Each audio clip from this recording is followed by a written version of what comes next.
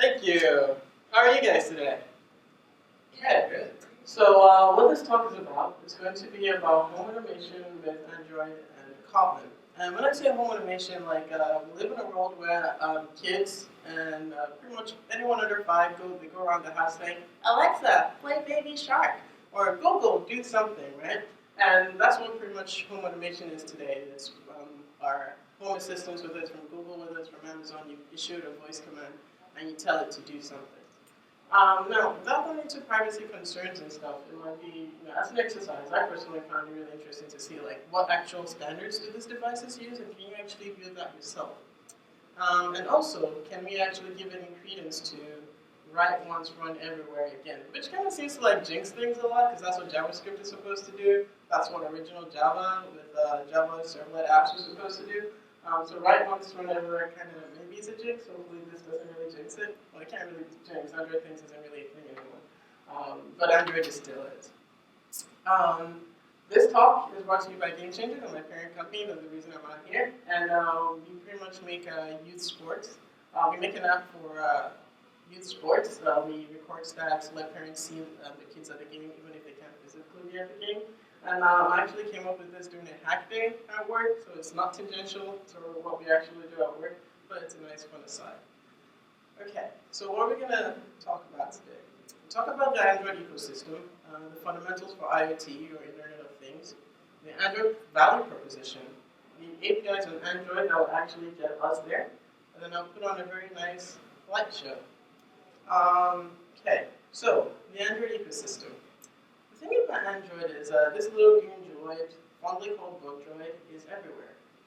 There are about, as of Google I/O this year, about 2.5 billion active Android devices.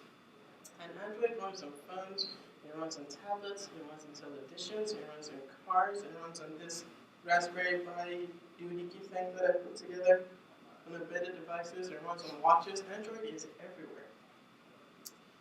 It's also very prevalent in cost-sensitive markets. It's probably going to be the default operating system for the next billion. And when I say the next billion, I just mean the developing world. Where I'm from in Nigeria, most of the phones are Android phones. It's also the same in lots of Southeast Asia. Android is pretty much going to be the first computing system a lot of people ever use. So let's talk about the fundamentals of IoT. Well, for any internet, or for the Internet of Things to actually exist, you have to come up with their sensors and devices. These things need to be connected to each other, and hence the name Internet of Things, connected things. There needs to be something to do some data processing, collecting commands, augmenting all of that. And there also needs to be a user interface to kind of make everything come together like this, Internet of Things. And as you can see, I've got my thing, some light bulb, some tablet here, and that Raspberry Pi. So what is the Android value proposition? What brings IoT and Android together? Why are they even tangentially related? Well, the thing is, for sensors and devices, like we said before, 2.5 Android devices, right? And if you can make, if you had some Internet of Things system where all these devices that come across your thing, there's some communication, there's a lot of data there, there's a lot of value add there. All these Android devices already exist. Each of them, all Android devices, have standard APIs, and they're used by thousands of developers, beta testers. In other words, if you wanted to enter this market or you wanted to just experiment and play with it, there's already a lot of things that have been done for you, so you don't need to reinvent the wheel. And these devices are easily extensible, again, because of the above. There's a lot of APIs that do all the low-level stuff for you, so if you want to build something higher level or something more complicated on that, there isn't much legwork. You don't have to put yourself up at the bootstraps. And this is just like an Android Bug Droid. This was the picture used in an article reporting on the 2.5 billion Android users. You turn everywhere, there's just Android everywhere. It's just Android. Android is everywhere. Then also connectivity. Again, this is Android. How would you actually connect all these things to Android? How does this actually work? The thing about Android is that Android, even though it runs mostly on phones, it's almost a general computing platform. It supports all the major connectivity standards: Wi-Fi, USB, Bluetooth, HTTP, WebSockets, and so on. Android already has all these APIs built in. And there are endless tools available to build a higher level API to interface with this lower level ones, or this more complicated ones. And they are guaranteed just by virtue of how big Android is and how many people use it. It's literally the livelihood for some people here. These APIs will work well, they're backwards compatible, and they just won't break in between releases. Data processing. Again, because of Moore's law, Android devices just keep getting faster and faster with new, better, faster processors each year. And then these devices these days are powerful enough to perform computational intensive tasks, right? Some people do on machine, like every time you say, okay, Google, that's done on the machine, there's no server that needs to recognize the command. And if you use Snapchat or Instagram or mess around with a filter, it's doing all of that in real time on the device itself. These devices are really powerful. And also, if there's any constraints on what you're doing on your target device, it's also very easy to upload it to some remote server, whether it's your network. In my case, I'm going to be doing some things on this tablet, but all the work is going to be done right here. And also, the thing for any consumer-facing product, especially for something you want people to use in their homes, there needs to be a user interface, right? This is a snippet from Google's material design page. It's really popular these days. There's a lot of UI UX stuff and talk about material design and why it's good design. The good thing is that if you build with Android, right, whatever form factor you're on, Android has you covered with some variant of material design. You can do, Google provides a set of building blocks, whether you're building on a tablet, an embedded device, in a car. Google already has this large set of UI toolkits that you can just take, lift from, and with minimal effort, have a good, decent user interface or user experience. These UI blocks themselves are accessible and give themselves even more versatility. It makes whatever you're doing more versatile. Okay, that's a lot. Let's talk about IoT on Android. Okay, so what am I trying to do here? The MVP, my minimum viable product, is to use Android to control some light bulb, right? It's just my little idea. I was more excited to do this. Now, ZigBee is a popular Internet of Things standard. I think the most popular player is, if you've ever gone shopping for a smart bulb, is Philips Hue. The thing about Philips Hue bulbs is that a single bulb can be $45, right? And then you have to buy into Philips' entire ecosystem. You've got to buy the controller, you have to buy the bulbs, you want to get another bulb, it has to be a Hue bulb.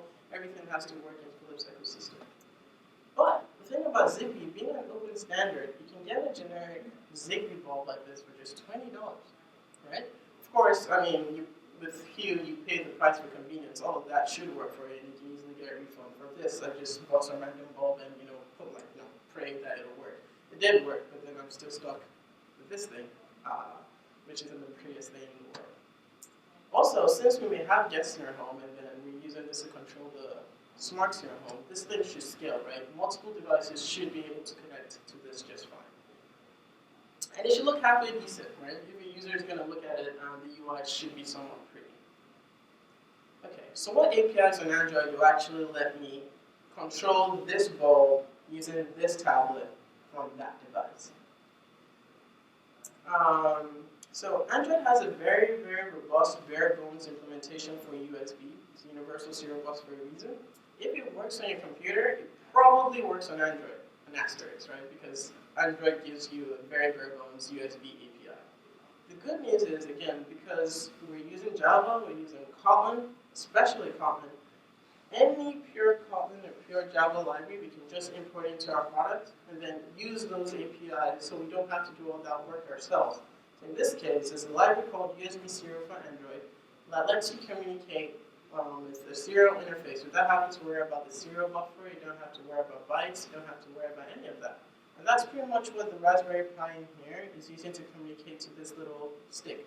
This stick is about $20.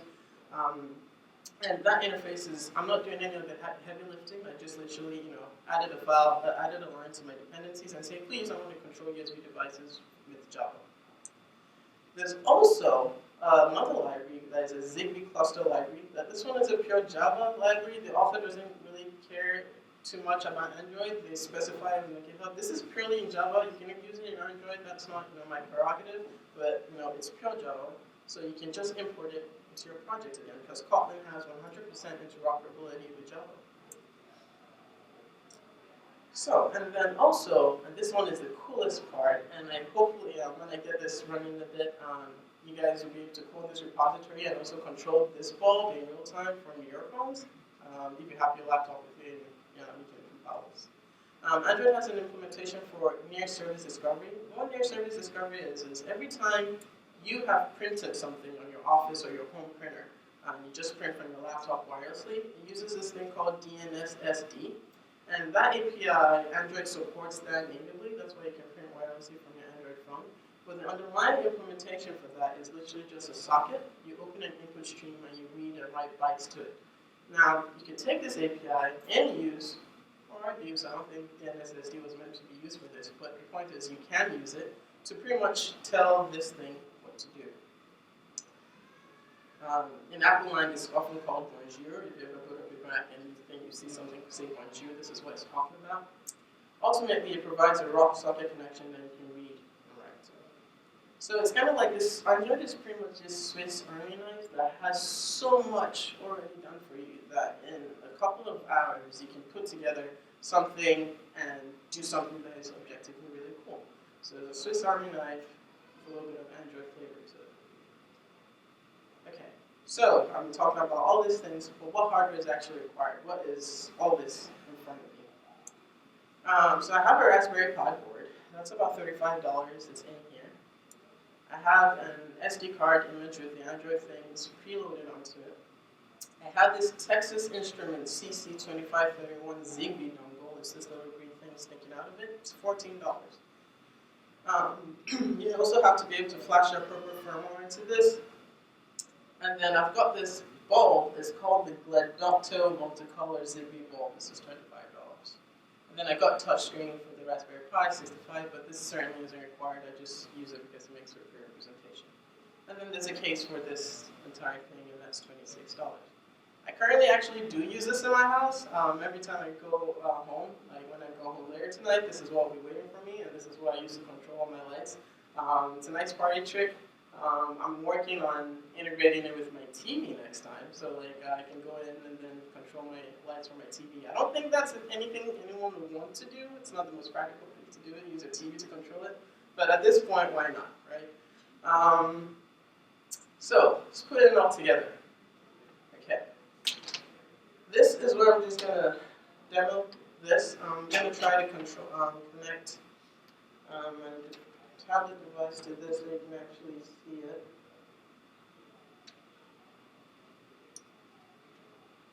Before all of that, let me just try to turn this off and on to make sure it is connected. So that's turning it off. I should be able to turn it on. This is from the tablet, but I'm going to try to make sure you can see the tablet. So, just go here.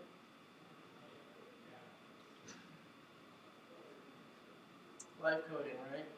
Nothing more exciting using my math. So I'm just going to go to my Android debug bridge.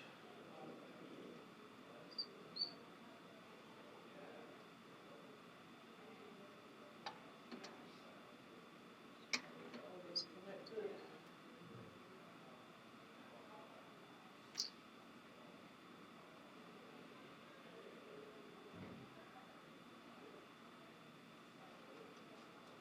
That's just a bad USB board. Okay. Run this command again. This command again. See USB debugging connected.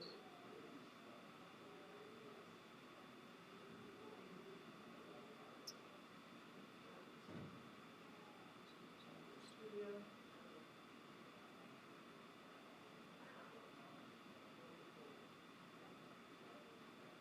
While that is setting itself up, I'll just go back into the app. But again, because this is a ZigBee bulb, shoot, I just accidentally dismissed the prompt. Try to get that to come back up again. Okay, always a lock on this computer. Go back here. New devices, that's the device I want.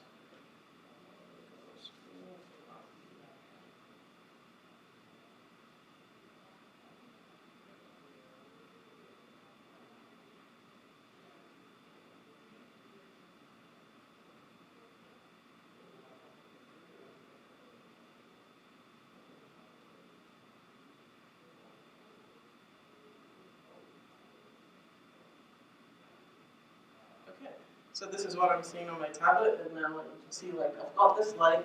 I can turn this off just by tapping that light. I can turn it on. I should just go to my developer settings so you can actually see the touch overlays.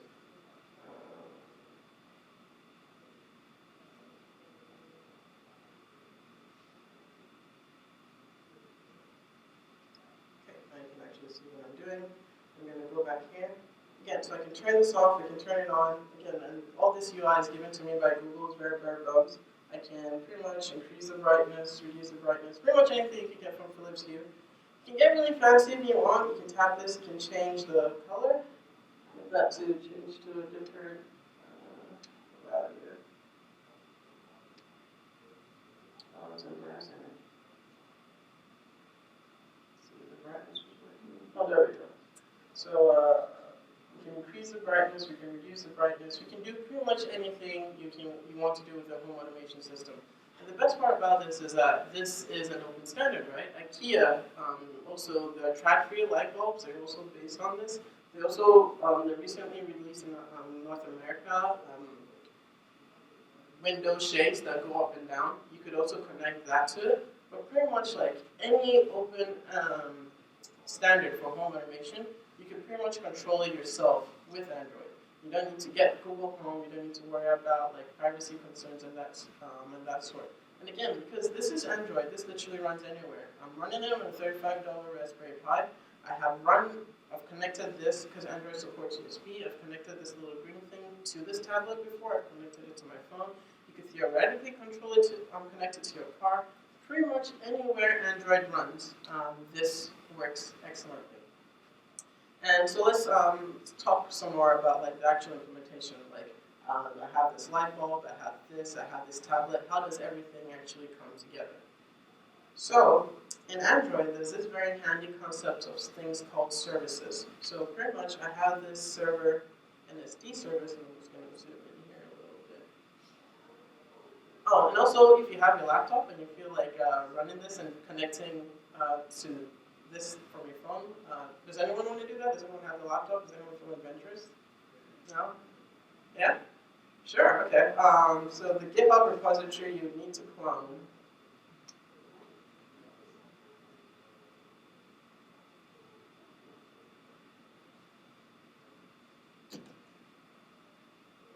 It's this. I can't get this to be any bigger, but it's Tunji Android-home-hub. Can you see that? Yeah. Okay. No pressure, you don't have to. But if you do clone this, you can just clone this repository, run it, and then as soon as if you have that running, let me know. You need to connect to the Wi-Fi network, because again, this is the Wi-Fi network you have to connect to is 3EG5Me. The password is spaghetti. And that's pretty much just the hotspot running off my phone on the ground there. But pretty much the way this works is in Android, you can create a service, and a service is like, instead of having a piece of UI, you just kick up something in the background. And in that service, I initiate this class called an NSD helper, which actually creates the NSD service. And all of that is pretty much, as soon as I create the service, I open a socket. Let's call it a server socket. And again, all this is written in Kotlin. Even though the libraries I'm interfacing with are written in Java, all this is written in Kotlin. So I create an NSD service, I register a socket, and then as soon as the service is registered, I give it a name. I connect to it. And then this class is called a connection, and pretty much is like every time someone tries to connect to the server here, it will accept it, and you pretty much have an input stream that you can write and read bytes to. So that's how this tablet, the one that actually has the UI, this tablet actually, since they're on the same Wi-Fi network, it connects to this, and then it pretty much has a read-write input stream to it. And every command, so I press, if I hit off on this, I'm literally writing to this, and then it's gonna send with this little green thing as a new command to turn this off and on.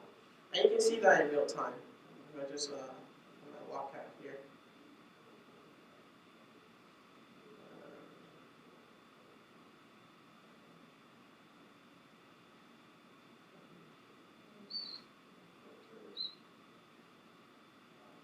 It's been a little weird. But that's pretty much how this works. And then on the client side, what's actually happening on this tablet is called the client NSD service.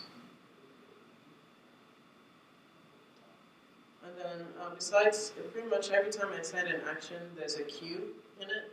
Oh, you? Sure. GitHub.com/tunjd/android-home-hub.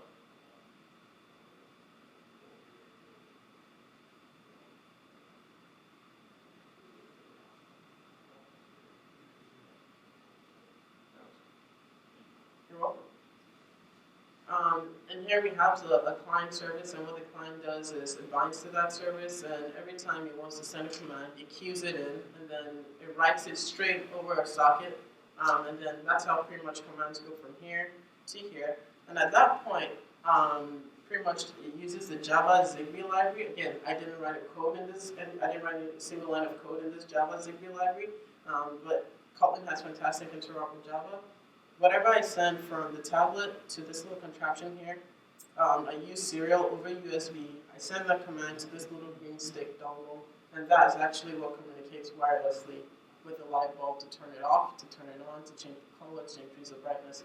And it's just objectively really nice. Like in 2 days, you can write an application that a fully featured Internet of Things application without doing anything. Just pretty much standing on the shoulders of giants and taking the best other people out there and just pretty much bringing it all together because Android and Kotlin offers you so much.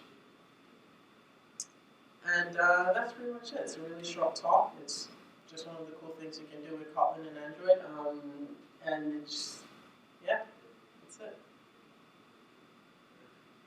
Does anyone have any questions?